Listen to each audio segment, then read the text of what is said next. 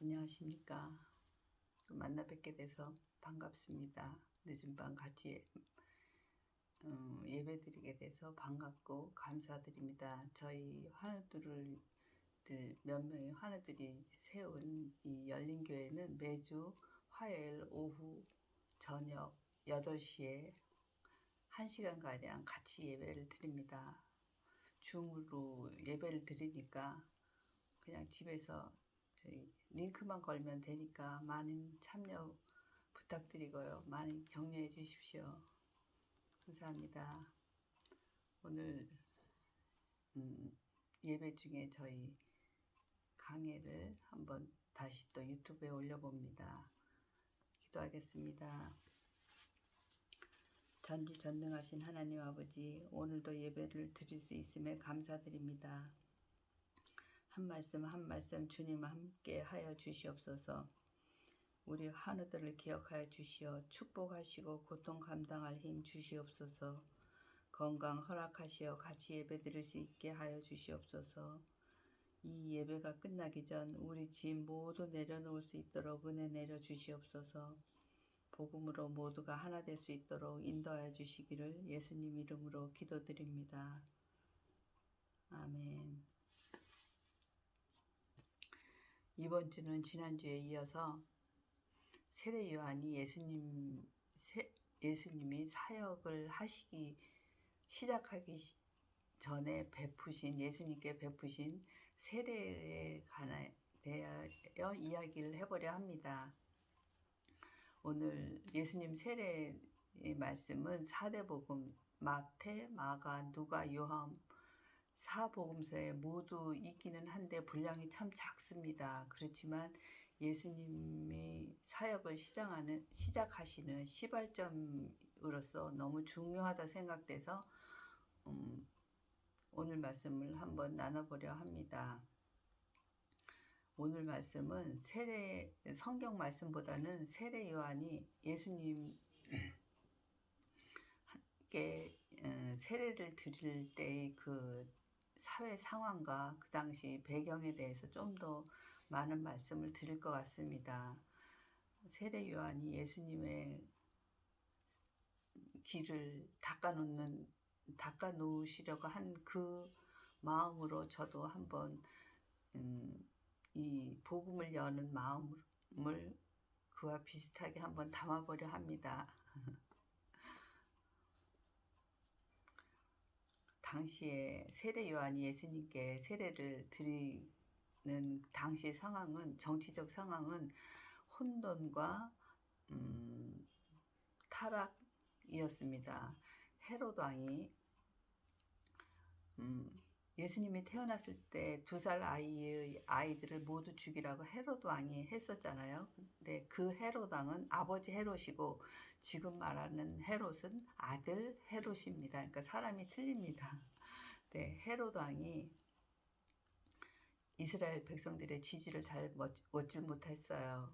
에돔 사람이라서 또 출신도 그렇고 해서, 그러니까 이스라엘 사람들한테 좀 지지를 좀 얻어보려고 이스라엘 사람들이 성전 건축에 대해서는 굉장히 중요하게 여기니까 성전 건축을 하려고 마음을 먹었어요. 그래서 성전 건축을 하는데 AD 20년에 시작을 해서 46년간을 성전 건축을 하였습니다. 헤롯 궁전 많이 들어보셨죠? 그러니까 AD 66년에 완공을 했습니다. 그런데 로마가 에르살렘 성을 AD 70년에 완전 돌 위에 돌 하나도 남기지 않고 전부 부셨기 때문에 그 오랜 기간 동안 준비된 에르살렘 성이 4년 버티고는 그냥 돌 위에 돌 하나도 안 남고 모두 끝이 났습니다. 그런데 그렇게 헤롯 왕이 이스라엘 백성들의 지지를 얻기 위해서 에르살렘 성을, 헤롯 성을 이제 건축을 하려니까 돈도 필요하고 노동도 필요했습니다. 그래서 지지를 얻고자 시작했는데 백성들한테 너무나 과도한 세금을 부과하게 되었습니다. 우리가 많이 알고 있는 과부 여인의 두렵던 헌금도 이때 나온 이야기인데, 당시 사회상은 정말 헌금을 안 내면 안 될 정도의 아주 강압적인 분위기였습니다. 그래서 그 과부 여인의 두렵던 헌금은 성전 건축자들이나 율법 지도자들한테 비난하는 글이었는데, 앞에 뒤에 다 자른 상태로 자기 한 끼 식사, 한 끼거리까지 모두 헌금을 낸다는 그 하나로 우리는 과부 여인의 헌금 이야기를 알고 있어서 참 좀 안타까운 마음이 듭니다. 성경이 올바로 전해졌으면 하는 안타까운 마음이 이 말씀을 볼 때는 좀 많이 들었습니다. 다음에 종교적 상황을 봅니다. 종교적 상황도 정치 상황과 비슷한 상태로 혼돈과 타락이었습니다. 한 나라의 제사장이 한 명 있어야 되는데 두 명이 있었습니다. 또한 로마한테 막대한 돈을 내고 대제사장의 임명이나 그런 거에 대해서는 이제 타치를 안 하기로 했는데, 로마는 타치를 합니다. 제사장을 파면도 했다가 임명도 했다가 마음대로 합니다. 그러니까 또 제사장들은 정치와 결탁을 하여서 자기네 마음대로입니다. 뭐 딱히 뭐가 없이, 그런 정도로 정치와 종교가 혼합돼서 혼돈과 타락적인 상황이었고, 사회적인 저기를 본다면, 사회적 상황을 본다면 우리나라도 일제시대 때 독립운동을 많이 했는데, 유대인들이 독립운동도 아주 뭐 만만치 않았습니다. 그런 중에 마카비 전쟁이라는 것이 있었습니다. 맨 처음에 마카비 전쟁은 민족끼리 헬레 문화를 유대 문화에 속할 것인가 안 속할 것인가, 그거로 내분이 일어나서 시작된 것이 나중에는 로마와의 전쟁으로 번졌는데, 거진 30년을 끓은 전쟁을 하게 됩니다. 그러니 이스라엘 사람들이 본토에 살 수가 없었습니다. 너무나 진짜 어려워서. 그래서 이제 이스라엘 사람들이 자꾸 본토를 떠나서 뭐 서아시아나 아프리카, 유럽 쪽으로 이렇게 흩어지기 시작을 합니다. 그런데 그 사람들보다 더 운둔 생활로 들어간 사람들은 아예 광야로 들어가 버렸습니다. 광야로 들어갔는데, 광야로 들어가서 아주 최소한의 생활을 하면서 성경을 읽고 배우고 공부하고 그러면서 메시아를 기다렸습니다. 근데 이 사람들이 주로 쿰란 지역에 모여 살았기 때문에 쿰란 공동체라고도 하는데, 이 사람들은 착하고 선택받은 하나님의 백성을 위하여 로마는 멸망해야 한다는 아주 과격한 종말론을 가지고 있었습니다. 거기에 속한 세례 요한이 그 쿰란 공동체에 속해 있었습니다. 그 다음에 또 본토에 남아있는 이스라엘 민족이 있었잖아요. 그 이스라엘 민족들은 어서 빨리 메시아가 오셔갖고 저 로마를 확 뒤집어 엎어갖고 이스라엘을 우뚝 서게 해달라는 제2의 다윗을 너무너무 학수고대하게 기다리고 있었습니다. 이런 와중에 세례 요한이 짠 하고 나타난 것입니다. 인간이 난 사람 중에 가장 위대한 사람이라고 나중에 예수님이 증언을 한 세례 요한은, 사람들이 혹시 그리스도 아닌가 메시아 아닌가 이렇게 혼돈을 할 정도로 권위가 있었습니다. 세례 요한이 무슨 말을 하면은 그게 다 그냥 받아들여질 정도로 사람들한테 권위가 많았습니다. 그래서 세례 요한이 그래서 세례 요한한테 세례를 받으려고 바리새인이든지 뭐 세리든지 할 것 없이 모두가 요단강으로 나와서 세례를 받아야만 된다는 그런 분위기가 있을 정도로 아주 대단한 회개 부흥 운동을 일으켰습니다. 세례 요한의 소리가 얼마나 권세가 있었는지 하면 누가복음 3장 5절에 보면은 모든 골짜기가 메어지고 모든 산과 작은 산이 낮아지고 굽은 것이 곧아지고 험한 길이 평탄해질 것이요라 쓰여 있습니다. 이 땅의 왕도 행차를 할 때는 길을 정비하잖아요. 그런데 예수님이 오셔서 사역을 하는 데 있어서 그 길을 정비하는 사람이 세례 요한입니다.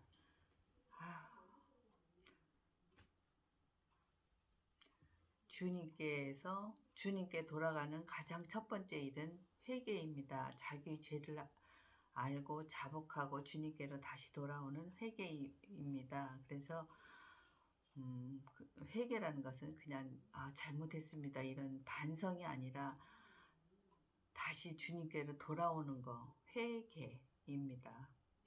근데 이제 세례 요한이 백성들을 회개로 준비시키는 것입니다. 이제 곧 메시아가 올 거니까 회개하고 돌아오라고 이제 준비를 하는데, 이런 대단한 광야에서 외치는 소리인 세례 요한이 그 당시에 헤롯 왕이 친동생, 자기 남동생의 부인을 뺏어서 사는 것을 보고 그의 부도덕함에 아주 그냥 대놓고 아주 공개적으로 굉장히 비난을 했습니다. 그러자 헤롯 왕이 아주 세례 요한이 눈에 가시 같은데 어떻게 할 수가 없었어요. 무슨 딱히 명분이 없는 데다가 백성들이 너무 따르니까 어떻게 할 수가 없어서 그냥 있었는데, 어느 날 술자리에서 딸이 나와서 좀 재롱을 피웠어요. 춤을 추면서 좀 예쁘게 굴었나 봐요. 그러니까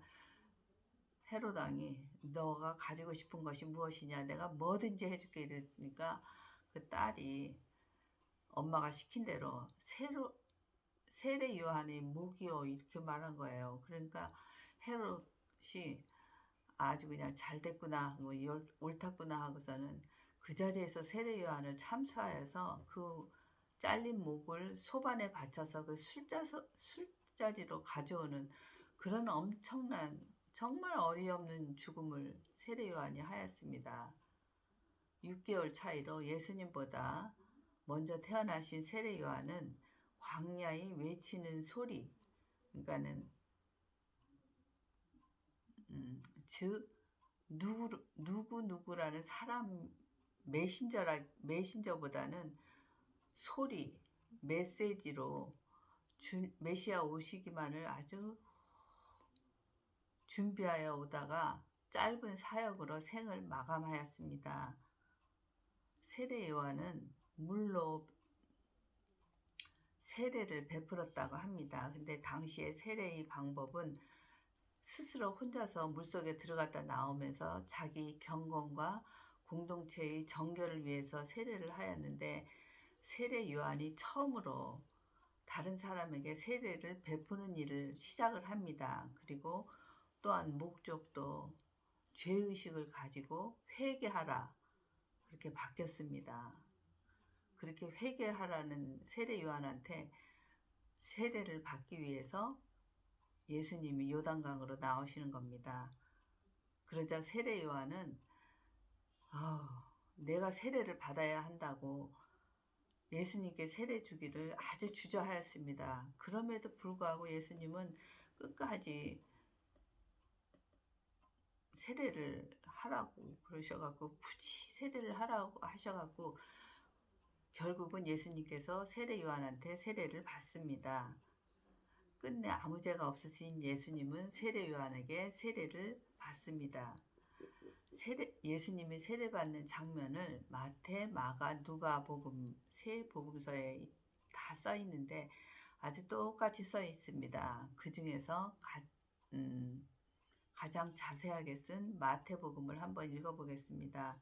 마태복음 3장 16절 17절을 읽겠습니다.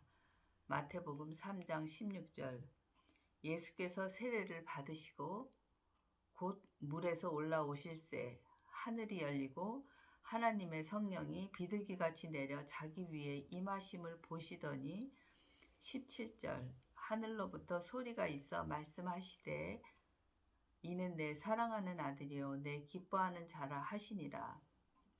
이 장면은 성경 전체에서 성부 하나님, 성자 하나님, 성령 하나님 세 분의 삼위일체가 한꺼번에 보인 유일한 장면입니다. 아무도 예수님이 메시아인 줄을 몰랐어요. 그러다가 세례 받으시는 예수님을 보고 예수님이 메시아임을 만 백성에게 세례 요한이 선포를 합니다. 이 말씀은 요한복음 1장 29절에서 34절에 있습니다. 한번 참고해 보셨으면 합니다. 근데 성경을 읽다 보면 또 한 번 저는 이제 고개를 갸우뚱하는 좀 장면이 나옵니다. 세례 요한이 곧 헤롯에게 체포를 당했습니다. 체포되고 감옥에 있을 때 가만히 들려오는 소리에 의하면 예수님께서 이해할 수 없는 병자나 고치러 다니시고 가난한 자, 억울한 자하고 뭐 세리하고 어울리고 뭐 창녀하고 어울리지 도무지 로마를 뒤집어 볼 그런 일을 하고 계시지를 않는 거예요. 그러니까 세례 요한이 곰곰이 생각을 했었겠죠. 그러다가 제자들을 불러서 예수님께 보냅니다. 하나님이 세례 요한은 감옥에 오기 전에 예수님을 하나님의 어린 양이라 외쳤고 삼위일체 하나님까지도 직접 보았는데도 불구하고 아무래도 궁금한 거예요. 도무지 로마어 풀 생각을 안 하시니까. 그러니까 제자들을 불러서 뭐라고 물어보냐면 마태복음 11장 3절 말씀에 예수께 여짜오되 오실 그이가 당신이오이까 우리가 다른 일을 기다리오이까 라고 물었습니다. 예수님은 왜 세례를 굳이 받고자 이제 허락하라 하셨을까? 왜 세례 요한은 내가 세례를 받아야 한다고 예수님께 세례를 주기를 주저했을까? 내가 세례를 받아야 한다고 말을 했다면 메시아인 줄 알았다는 건데 도무지 그 부분이 좀 이해가 안 됐었는데 이해를 하게 됐습니다. 세례 요한은 메시아가 이 땅에 심판주로 오시는 줄 알고 있었습니다. 그러나 하나님께서는 예수님을 이 땅에 내려보내실 때 우리의 죄를 대속해서 구원하실 심판을 받을 사람으로 이 땅에 내려보내신 것입니다. 그러니까 인간이 낳은 사람 중에 가장 위대하다는 세례 요한도 죽을 때까지 이거를 모르고 죽은 겁니다. 그런데 우리는 그 자리에는 없었지만 예수님이 십자가에서 죽으시고 다시 부활하시고 이 신앙, 이 그리스도교가 전 세계로 퍼져나가는 거 이거 다 생생히 보았습니다. 그러니 세례 요한보다 우리가 얼마나 보고 들은 것이 많고 복받은 사람들입니까? 그 구약의 전 사람들은 그것을 보고자 그 수천 년을 기다렸는데 못 보고 다 그냥 갔는데 우리는 정말 복받은 사람입니다. 우리의 죄됨을 용서받고 평안과 위로의 믿음을 같이 하자고 말씀 전하려 한다면 믿음과 구원에 대하여 많은 분들이 이렇게 말씀하십니다. 신은 있는 것 같은데 그것이 하나님이라는 확신은 없다. 무슨 예수님이 하나님이시라는 것도 좀 그렇고 뭐 처녀가 아이를 낳았다는 것도 그렇고 좀 그런 것이 좀 이해가 안 되고 믿기가 어려운데 그것이 이해가 되고 믿어진다면 내가 성경을 열심히 읽고 신앙도 열심히 가져보겠다 이렇게 말씀을 하십니다. 근데 저는 그런 의문이 드는 것은 당연하다고 생각을 합니다. 저는 모태신앙이 아니고 한갑이 다 돼서 읽게 된 성경이라서인지 이런 의문은 저도 갖고 있었습니다. 근데 그런 의문을 갖고 있다가 믿음을 갖게 된 사람과 믿음을 갖지 못하게 된 사람의 차이는, 믿음을 갖게 된 사람은 그 의문을 주님 앞으로 갖고 나왔습니다. 그리고 성경에 젖어들었습니다. 그런데 믿지 못하게 되는 사람들은 혼자서 어떻게 이 의문을 좀 풀어보려고 끙성대다가 결국은 중도에 포기하고 마는 경우를 많이 봤습니다. 그래서 여러분들도 혹시 아직까지 의심이 되시고 그러신다면 혼자서 해결하시려 하시지 마시고 같이 예배드리고 성경 읽고 찬송 부르다 보면 그것이 젖어들더라고요. 같이 하셨으면 참 좋겠습니다. 하물며 인간이 낳은 사람 중에 가장 위대한 세례 요한도 의문을 가졌는데 우리 같은 사람들이 의문 갖는 게 당연한 거 아닌가요?